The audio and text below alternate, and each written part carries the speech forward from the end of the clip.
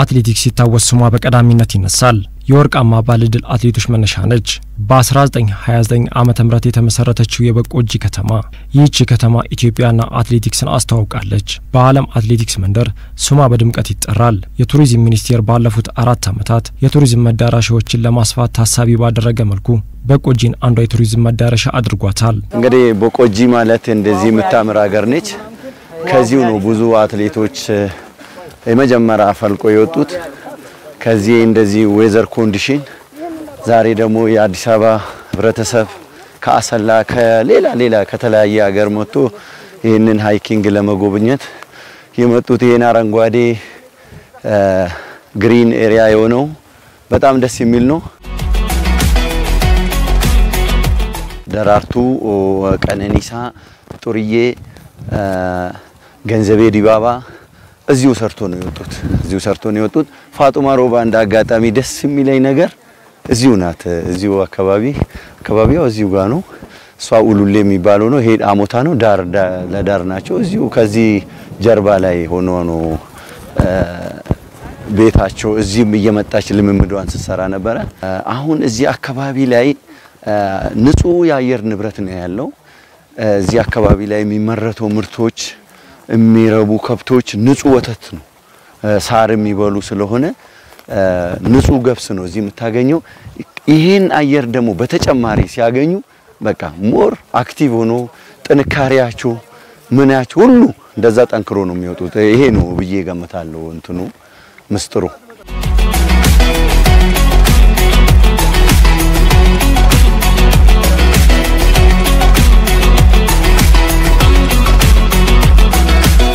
ግሬት ራኑ ከጀመረው በጣም አሪፍ ሆነ። በቃ በጣም እንደውም በጣም በኃይለኛው እንደ ድሮ ትንሽ በመሃል ጠፍቶ ነበረ።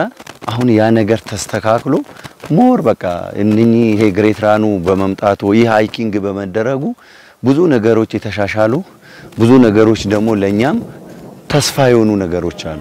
እውነት መናገር ከሆነ ማለት እኛ አሁን እንግዳ ሲመጣ በጣም እየተቀበል የሚዘጋጅ ነገሮች እያዘጋጀን በቃ ይሄ ሃይኪንግ ከመጀመሪያ አመት ጀምሮ ሲጀምር ትንሽ ነበረ። ሲቀጥል እየበዛ ሞር ዘንድሮ ደግሞ በጣም በስቶ መጣ። እኛ ደግሞ ለዛ ዝግጁ አድርገን በከተማ ደረጃ ላይ ጥሩ እንዲቀጥል እያረግን ነው።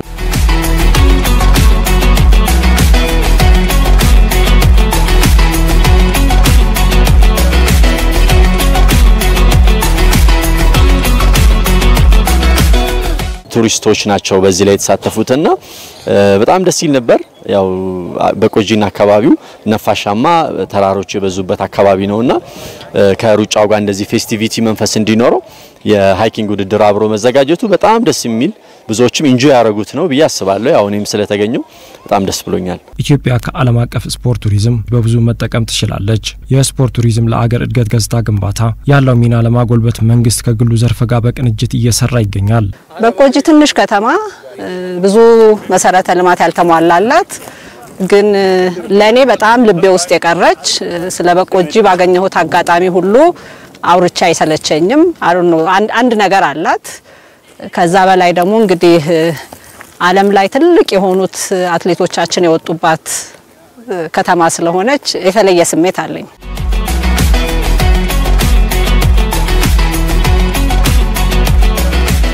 ጤንነትህን ጠብቀህ ስፖርት ተካፍለ አገርህን አውቀህ ስፖርትና ቱሪዝም የሚነጣጠሉ አይደሉም። እንደውም ሞር ቱሪዝሙ ስፖርቱ ላይ ቢሰራ ስፖርትና ቱሪዝም ተደጋግፎ ቢሄዱ ማህበረሰብ እርስ በርስ የሚኖረው ትውውቅ ይጨምራል። እሱ ሲሆን ደግሞ አሁን ያሉብን ብዙ ችግሮች ደግሞ በተወሰነ መልክ ይቀንሳሉ።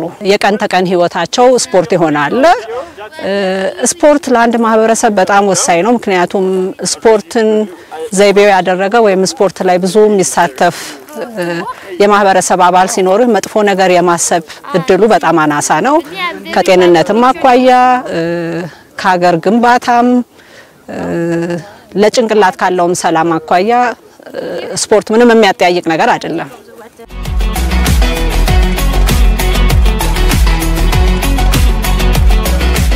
በዓለም አትሌቶች ታሪክ የበቆጂን ያህል የዓለም ከተሞች ብዙ አትሌት ያፈሩ የሉምና በቆጂ ውስጥ ኢትዮጵያ ብቸኛ ናት በዚህ በዓለም ካያቸው ያው ኤልዶሬትን ብዙ ሰው ይጠቅሳታል እንጂ የበቆጂን ያህል አትሌቶች የሏትም ኤልዶሬት ራሱና እቺን ከተማ ለምንድነው በዚህ ልክ ተጠቅመን ዓለም አቀፍ የቱሪዝም ሴክተር ማድረግ ማንችለው ልክ ሌሎች ሀገራት ላይ አሁን እንደምናየው የዓለም አትሌቶች ሁሉ የመጡ ትሬኒንግ የሚሰሩባት ከተማ ማድረግ እንችላለንና ለዚህ ትልቅ ስራ መስራት ይፈልጋል ትልቅ መነቃቃት ይፈጥራል በቱሪዝሙ ዘርፍ በዓለም አቀፍ ደረጃ የሚንቀሳቀሰው ገንዘብ 10% በላይ የሚሆነው በስፖርት ቱሪዝም የተገኘ ነው በሚቀጥሉት 5 ዓመታት ደግሞ ይህ ዘርፍ በ17% ያድጋል ኢትዮጵያም የዚህ ገንዘብ በረከት ተጠቃሚ ለመሆን እንቅስቃሴዎችን እያደረገች ነው ቱሪዝም ሚኒስቴር በተለይ ደግሞ በሀገራችን ያሉ እምቅ አቅሞችን ለመጠቀም በተለይ ልንሰራባቸው ሲገቡ ምዛም እንደ ሀገር ያልተጠቀምንባቸው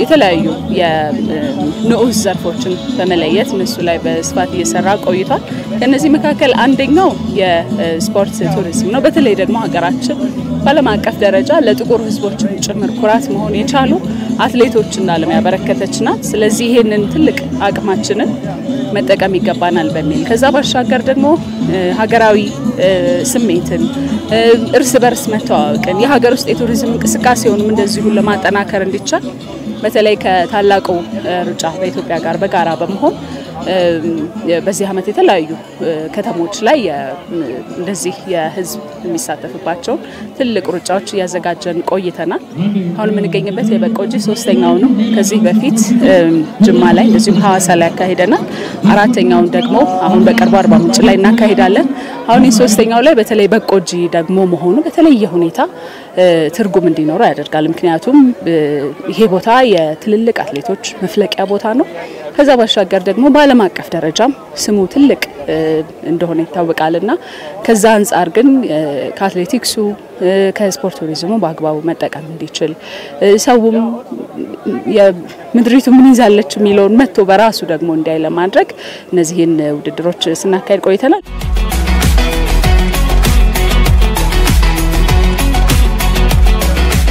ካለፉት ጥቂት ዓመታት ወዲህ በሁለት ዋና ትኩረቶች ላይ እየሰራ ነው የሚገኘው አንደኛው የስፖርት ዘርፉን በቴክኖሎጂ በማገዝ ላይ ለምሳሌ ከታላቁ ሩጫ ጋር የቴክኖሎጂ ፓርትነር ነን አትሌቶች ወይም ደግሞ ተሳታፊዎች በሚሮጡበት ሰዓታቸውን መቆጣጠር እንዲችሉ ጤናቸውን ማወቅ እንዲችሉ የገቡበትን የጀመሩበትን ሰዓት መቆጣጠር የሚያስችሉ የቴክኖሎጂ ውጤቶችን እያመጣን ነው የቲኬት ሽያጩ በጣም በዘመነ እንደ ድሮ ወረፋ በመጠበቅ በተለያየ ቦታ በመሄድ ሳይሆን ካሉበት ሆኖ ቲኬቶቻቸውን በጥቂት ደቂቃ ውስጥ መግዛት የሚችሉበትን ዘመናዊ ሶሉሽኖች ይዘን እየመጣን ነው በተመሳሳይ ደግሞ የስፖርት ዘርፍ በዲጂታል ስትራቴጂ እንደዚሁም በሀገር አቀፍ ደረጃ ትኩረት የተሰጠበት ዘርፍ እንደመሆኑ መጠን ስፖርቱን ማገዝ በተለይ ደግሞ አትሌቲክሱን ማገዝ ወሳኝና ተገቢ ነው ብለን ነው ምናምነው በዓለም አቀፍ ደረጃ የስፖርት ቱሪዝም እስከ $500 ሚሊዮን ይንቀሳቀስበታል ይህንን መነሻ ባደረገ መልኩ ባለፉት 4 ዓመታት የቱሪዝም ሚኒስቴር የስፖርት ቱሪዝምን ለማስፋፋት እየሰራ ነው ለወቅሽ ኢትዮጵያ ክላሲክስ ዲስከቨሪ ኢትዮጵያ ክላሲክስ የሚል ውስጥ እየከተትን ነው ስለዚህ ምንድነው አላማችን ሁሉም ከተሞች ያላቸውን ትልቅ ነገር በቱሪዝምም ይሁን በካልቸርም ይሁን በምንም ስሩ ስፖርት በስፖርቱ ውስጥ እንዲያሳዩ ያደርገን ነው ስለዚህ የኛ ስራ ሜይንሊ እሱን ብሪጅ መስጠት ነው በቃ መጥቶ ስቴዲየሙን እንደምታየው ነው በጣም ስቴዲየሙን ማየት ብቻ ሳይሆን ደግሞ ኦን ዲ አዘር ሳይድ ህዝቡ እንደምታየው ነው ፍላጎቱን ስለዚህ የሚያይ ሰው ማገዝ የሚችል ሰው ኢንቨስትመንት ማምጣት የሚችል ሰው እዚህ ኤልዶሬታውን በጣም ብዙ ትልልቅ ትሬኒንግ ካምፕ አላቸው ኢቭን በአትሌቶቹ የተሰራና እነሱ አይነት ቦታዎች ባይዘው ለልምምድ ትልልቅ አትሌቶችንም ይሰማሉ ይሄ አልቲቲዩድ እንዳያችሁት ነው ገባ ወጣኑ ላንድስኬፑ በጣም ምቹ ነው ለሩጫና የኛ ስራ ተጋግመን መምጣታችን is opportunity ሆኖ መወሰድ አለበት በትልቁ ብዬ ነው ማሰብ ሂደት ውስጥ የተሳታፊው ቁጥር እየጨመረ በተለያዩ ጊዜዎች የሀገር ውስጥ ተሳታፊው እንደዚሁም ደግሞ በዓለም አቀፍም ደረጃ ከ13 በላይ ሀገራት ተሳታፊዎች ያሉበት ነውና በየጊዜው እየጨመረ መምጣቱን ያየንበት ነው ይሄንን ስራችንን በተለይ ደግሞ የስፖርት ቱሪዝም በዓለም አቀፍ ደረጃ ብዙ ቢሊዮን ዶላሮች የሚንቀሳቀስበት ኢንዱስትሪ ስለሆነ ከሱ መጠቀም እንድንችል ትልቅ አቅም የሚፈጥርልን ነው ሌሎች ከተሞችም ላይ እንደዚሁ እንደየ ሀብታቸው እንደየ አቅማቸው ያንን ለዓለም ማሳየት የሚችሉበትን እንትን ለመፍጠር በጋራ እንሰራለን ፕሮግራሙ እና ቦታው ለዓለም መታወቅ ስለሚገባው ጭምር ሁሉም ኢትዮጵያዊ እየመጣ እነዚህን ፕሮግራሞች እንዲሳተፍ እርስ በርስ እንዲተዋወቅ ባህል እንዲማር አንዱ ከአንዱ ጋር እንዲተሳሰር ማድረጉ ላይ በደንብ መስራት እንደሚኖርብን እናምናለን።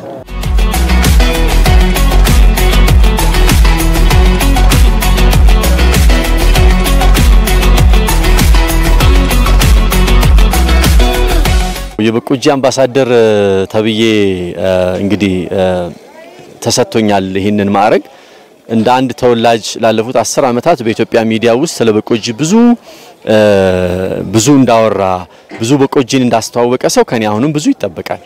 በነገራችን ላይ በቆጂ ላይ በጣም ብዙ በቆጂን የሚያስተዋውቁ የተለያዩ ፕሮግራሞችን አከናውናለሁ። ከኮሮና በፊት ለ5 ጊዜ የተካሄደ በየአመቱ የበቆጂ ሩጫ ሚል የበቆጂ አረንጓዴ ጎርፍ ሚል እንደዚሁ አዘጋጅ ነበርና ያ ነው ተደማምሮ ዛሬ የታላቁ ሩጫን የፈጠረው። አሁንም በቆጂን የሚያስተዋውቅ የአርሲ ገበሬዎች ፌስቲቫል የተሰኘ ትልቅ ፌስቲቫል አለኝ በየአመቱ ማከናውነው። ብዙዎች ደግሞ የአርሲ ገበሬዎች ላይ የሚሰራውን የኢትዮጵያን ትልቁ ገንፎ ያስታውሱታልና በቆጂን በዚህ መንገድ በማስተዋወቅ ላይ ይገኛለሁ። በቀጣይ ግን በቆጂ የትራክ ባለቤት መሆን አለባት የሚል ትልቅ ካምፔን ምጀምር ይመስለኛል። ምክንያቱም ታዋቂ ሰዎች አሉን፣ በጣም ብዙ ባለሀብቶች አሉ፣ ብዙ አትሌቲክስ ወዳድ ኢትዮጵያውያን አሉና እነሱን በማስተባበር በቆጂ የትራክ ባለቤት እንድትሆን በዚህ አምባሳደርነት ጊዜ ውስጥ ለመስራት በዚሁ ቃል ገባለሁ። ትልቅ አደራ ነው የሚሰማኝ እንደ በቆጂ ተወላጅ ብቻ ሳይሆን ያው የሚዲያ ሰው ስትሆን ብዙ አደራዎችን ነው ተሸክመ የምትሄደው። ብዙ ነገር ነው መስራት ያለብህ፣ ብዙ ነገር ነው ለህዝብ አለው ማለት ያለብህ፣ ድምጽ መሆን ያለብህ። በዛ ላይ ተጨምሮ ደግሞ የዛሬው አምባሳደርነት አደራም ጭምር ነው። ቢሆንም ግን እንደምንወጣው ውስጤ ይነግረኛል። አንደኛ ከዚህ ወጡ በብዙ የሚቆጠሩ አትሌቶች አሉ። ያ ብቻ ሳይሆን ደግሞ በተለያየ ዘርፍ የተሰማሩ የዚህ ሀገር ተወላጆችም አሉ።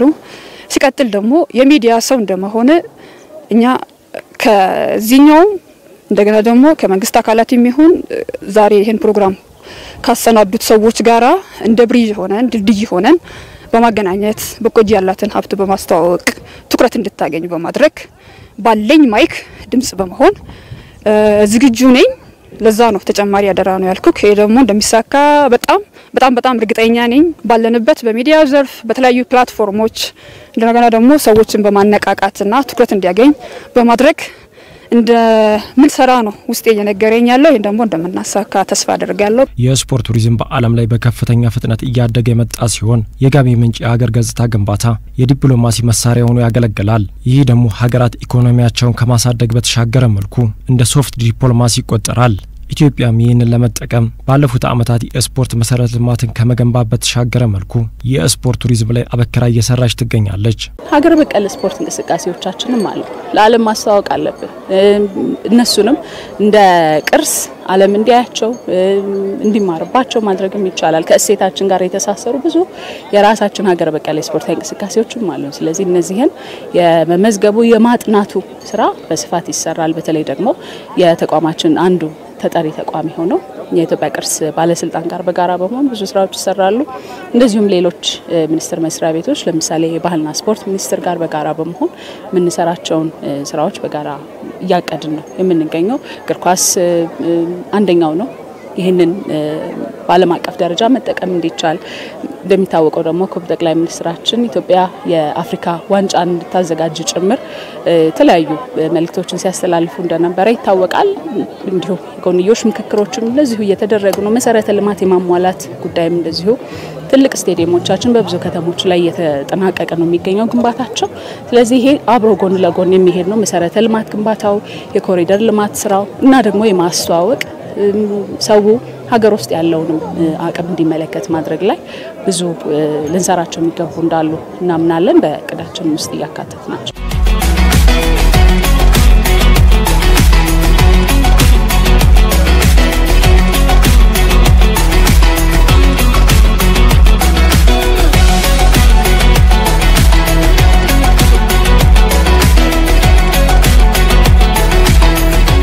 በዋነኛነት አትሌቲክሱ ላይ በጣም አጠናክረን መስራት እንፈልጋለን። አሁን ቅድም እንደተባለው ለምሳሌ ሩጫን መሰረት አድርገን ከታላቁ ሩጫ ጋር የተለያዩ ውድድሮችን እያዘጋጀን ነው የሚገኘው።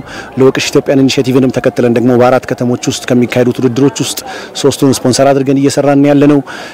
እንደዚሁም ደግሞ ከአትሌቲክስ ፌዴሬሽን ጋር በዋና ፓርትነርነት በቴክኖሎጂ በማገዝ እንደዚሁም በተለያየ ሁኔታ የሚያዘጋጇቸውን ውድድሮች በመደገፍ እየሰራን ነው የምንገኘው። ሌሎቹን የስፖርት ዘርፎች ላይ ለምሳሌ ከባህል ስፖርት ጋር ከእግር ኳሱም ጋር እንደዚሁ ከቴክኖሎጂም እንደዚሁም ደግሞ ስፖርቱንም ከማንሳት አንፃር የምንሰራቸው ስራዎች አሉ።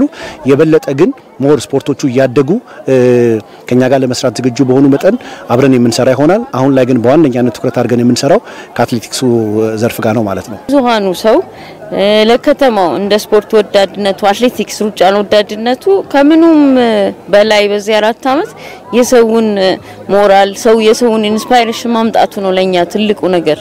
ግን እንደ ከተማው ስንመጣ ከነበረበት ጊዜ ብዙ ነገር ተስተካክሏል። ቱ ቢ ኦነስት የቴሌ መኖራቸው በጣም ኔትወርክ አልነበረም፣ እሱ ተስተካክሏል።